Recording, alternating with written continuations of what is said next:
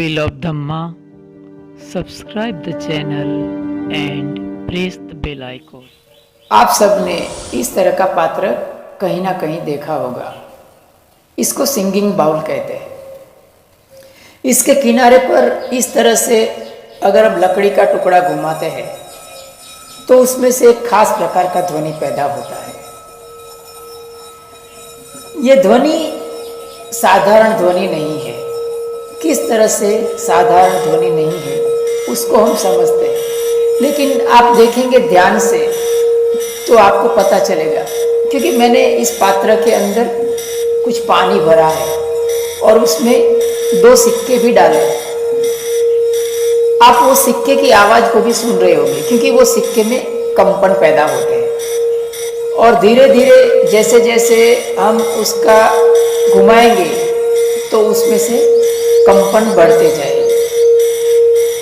हालांकि नीचे की सतह है वो थोड़ी फ्लैट है, इसीलिए थोड़ा देर लगता है। अगर हम सतह को बदल देते हैं, जैसे कि मैंने उसको हाथ के ऊपर रख दिया, अभी इसका सतह है वो थोड़ा कंपन को निगल नहीं जाएगा, तो उसमें से आसानी से ध्वनि ज़्यादा पैदा हो सकता है। देखना,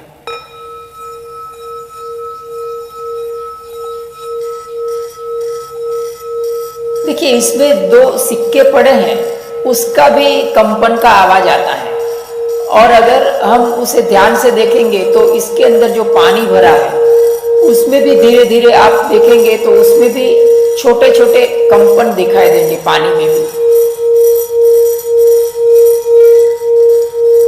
और आप मुझे कमेंट बॉक्स में बताना, इस जो कंपन आप सुन रहे हैं उसमें एक विशिष्टता है। वो विशिष्टता मुझे लगता है कि ज़्यादातर लोगों ने मार्क नहीं किया होगा।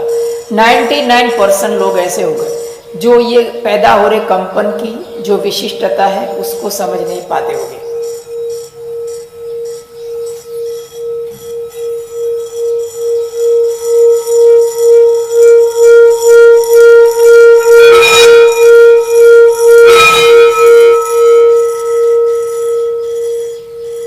मेरा जो हाथ था वो नीचे टेबल के ऊपर जब छू रहा था तो उसके जो ध्वनि तरंग थे वो दब जाते थे, और जैसे ही मैंने हाथ को टेबल से उठा लिया तो ध्वनि तरंग है वो ज़्यादा हो गई, और आप उसके स्पष्ट रूप से जो पानी है उसमें छोटे छोटे बुदबुदे, छोटे छोटे तरंग आपको देखने को मिलेंगे, और अंदर जो सिक्के हैं उसमें भी थोड़े थोड़े कंपन आपको सुनने को मिलेंगे।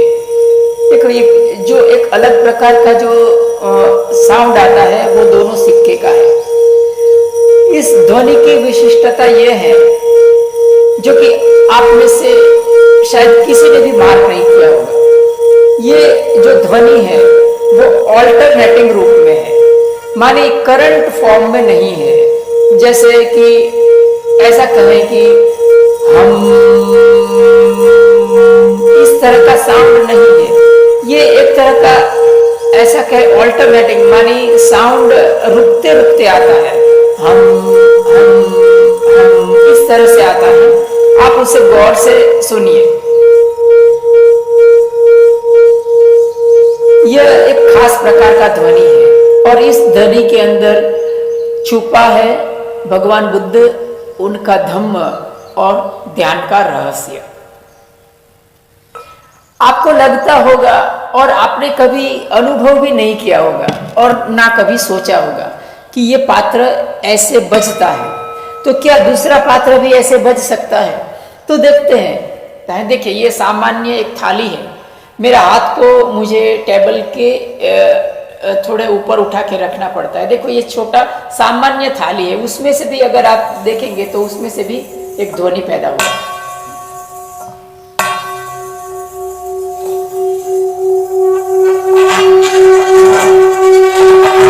ये देखो ये जो लकड़ी का टुकड़ा है वो कंपन के कारण वो उसके थाली के किनारे पर से कांटेक्ट उसका छोड़ देता है, इसीलिए एक प्रकार का डिफरेंट आवाज आता है थोड़ा। देखो ये सामान्य थाली में से भी आवाज आ सकता है। आप अपने घर में भी कोई भी थाली में से इस तरह का आवाज निकल सकता है, आप खुद देख सकते हैं। देखो ये अलग प्रकार का थाली है। अगर उसके इर्द गिर्द भी आपने घुमाया तो उसमें भी एक अलग प्रकार का आवाज आएगा। अभी आपने इस वीडियो में देखा, इसको सिंगिंग बाउल कहते हैं। इसके किनारे पर लकड़ी का टुकड़ा गोल गोल घुमाने से एक खास प्रकार का ध्वनि पैदा होता है। इसी कारण से इसे सिंगिंग बाउल कहा जाता है। इसके अंदर समाई है बुद्ध धम्म की महत्ता और रहस्य।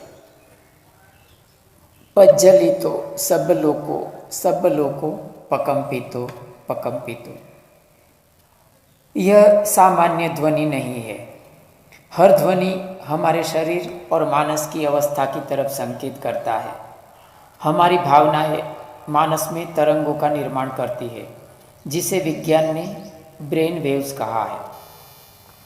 विज्ञान के भारी भरकम शब्दों से डरने की ज़रूरत नहीं है। यह सब हमारी आम जिंदगी की बात है और उसे हम आम शब्दों में समझते हैं और समझाते भी हैं। खोजकर्ताओं ने इसे अपनी भाषा में भाषांतर किया हुआ है। विज्ञान खोज को सिर्फ साधनों के माध्यम से साबित करता है, इंस्ट्रूमेंटल रूप दे देता है जो हमें आकर्षित करता है। कंप्यूटर तो बुद्धिमान लोगों के दिमाग में हजारों साल पहले भी था, मगर विज्ञान ने उसे साधनों को जोड़कर साबित करके इंस्ट्रूमेंटल रूप दे दिया है। खैर, हमारा बाह्य और आंतरिक लोक प्रकंपन ही प्रकंपन है।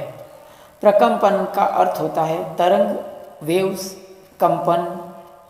सूक्ष्म से सूक्ष्म इकाई परमाणु से लेकर बड़े से बड़ी इकाई आकाश गंगा तक सब अलग अलग मात्रा में कंपित हो रहे हैं। गति कंपन का ही विशालतम स्वरूप है। कंपन, ध्वनि और ऊर्जा के कारण ही जीवन का अस्तित्व है और इसी के कारण ही सूर्य, चंद्र, तारों का भी अस्तित्व है। अगर आप यह पूछेंगे कि तरंग क्या है, तो ऐसा कह सकते हैं कि एक तरंगों का पुंज दूसरे तरंगों के पुंज से पूछ रहा है कि तरंग क्या है।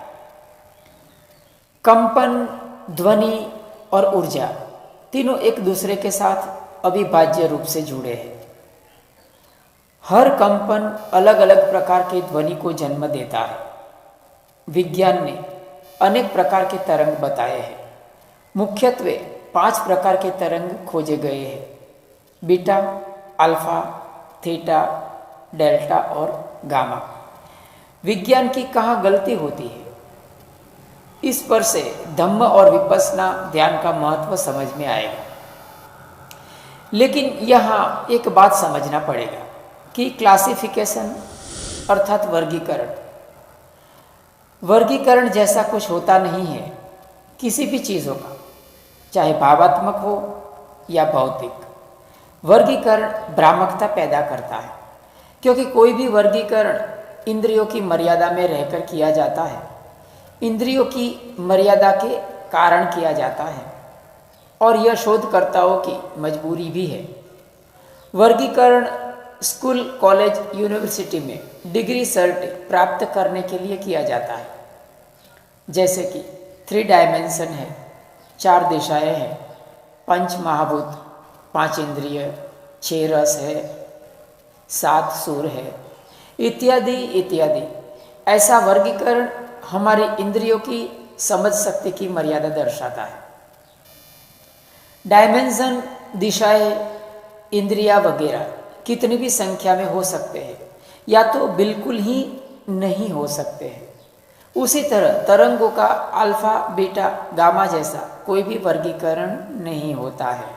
ध्वनि तरंगों की फ्रीक्वेंसी यानी कंपन की तीव्रता में भेद समझने समझाने के लिए बीटा, अल्फा, थीटा जैसा वर्गीकरण किया जाता है।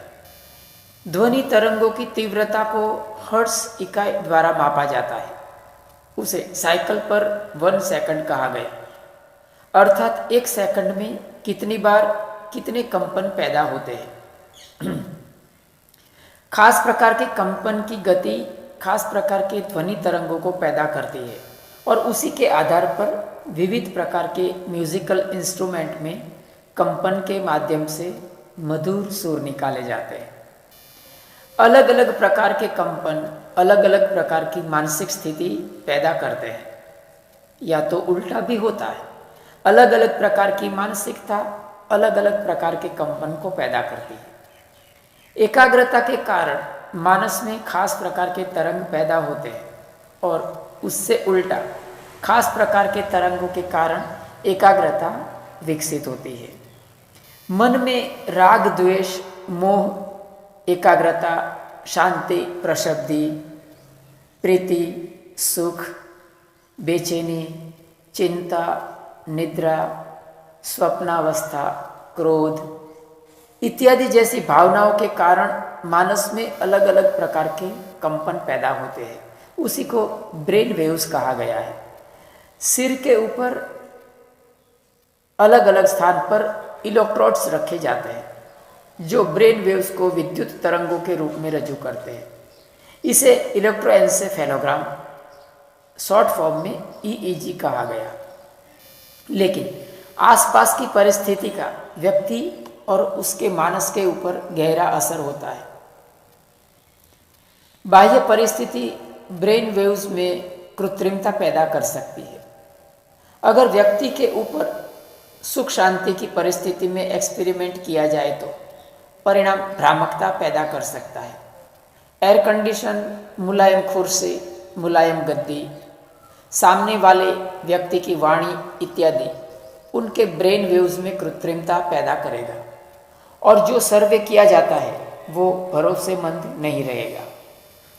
इन तरंगों को तीव्रता के आधार पर बीटा, अल्फा, थीटा, डेल्टा और गामा ऐसा नाम दिया गया है। इन तरंगों को फ्रीक्वेंसी के आधार पर वर्गीकृत किया जाता है। डेल्टा तरंग की फ्रीक्वेंसी 1 से 4 हर्ट्ज के बीच बताई जाती है।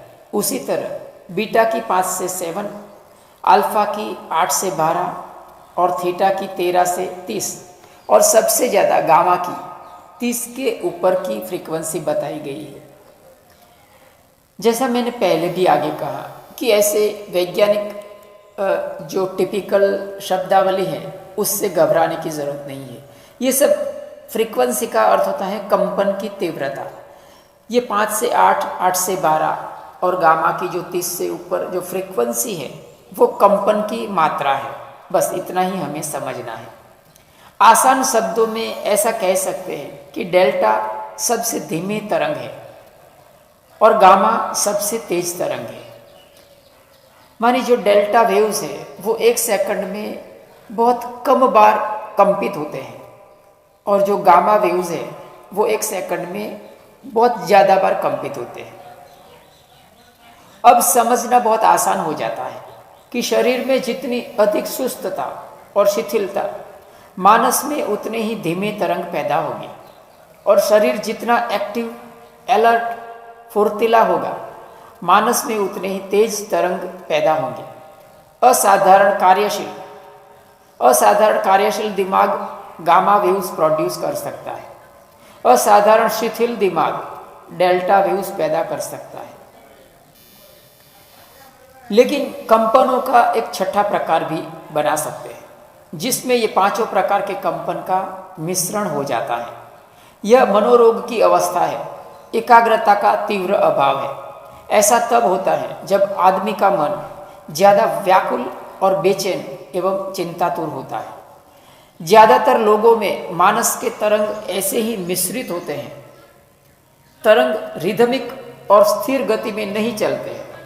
तब आदमी व्याकुलता, बेचैनी, टेंशन अनुभव कर रहा होता है क्योंकि विचारों की गति के साथ साथ तरंगों की फ्रीक्वेंसी भी बदलती रहती है।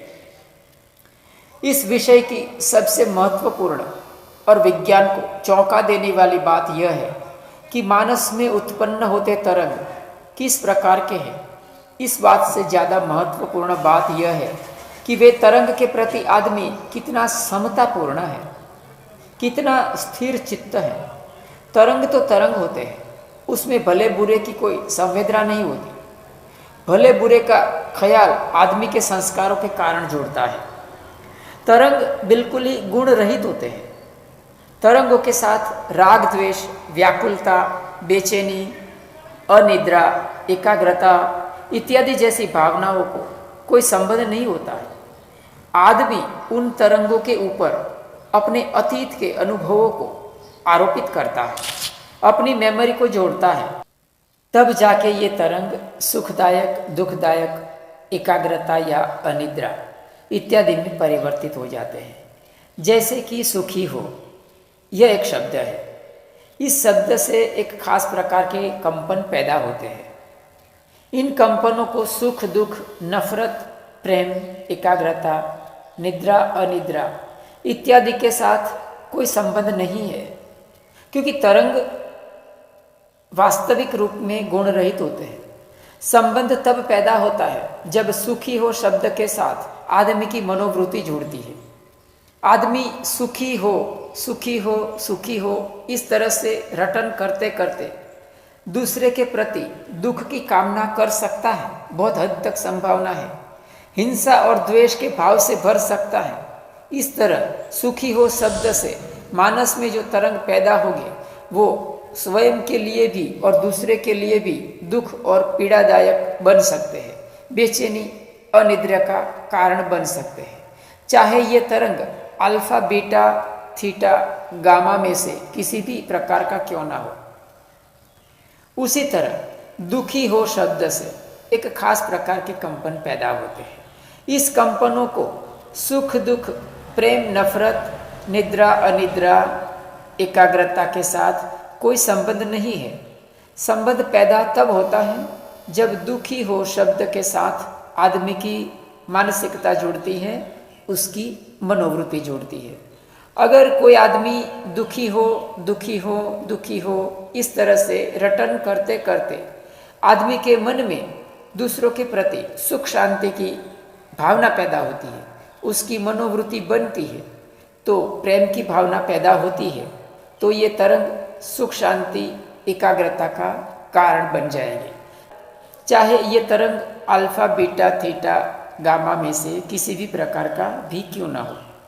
खास प्रकार के कंपनों के कारण समाधि का अनुभव होता है और समाधि के कारण खास प्रकार के कंपन महसूस होते हैं। तो आज इतना ही। जितने भी लोग इस चैनल को देख रहे हैं, आप सबका मंगल हो, सबका मंगल हो, सबके जीवन में सुख शांति आए, हमारे पुण्य कर्म। यह चैनल सब व्हील ऑफ धम्मा, भगवान बुद्ध, उनका धम्म, संघ, बाबा साहब एवं विहार निर्माण कार्य को पूरी तरह से समर्पित है। धम्म चक्र को गति देने हेतु चैनल को सब्सक्राइब करें। वीडियो अच्छा और सच्चा लगता है तो लाइक एवं वीडियो को शेयर करना ना भूलें। इस तरह आप प्रत्यक्ष नहीं तो अप्रत्यक्ष रूप से अपनी धम्मदान एवं विहारदान की पुण्य पारमी अर्जित कर सकते हैं। सबका मंगल हो, सबका मंगल हो, सबका मंगल हो। साधु साधु साधु।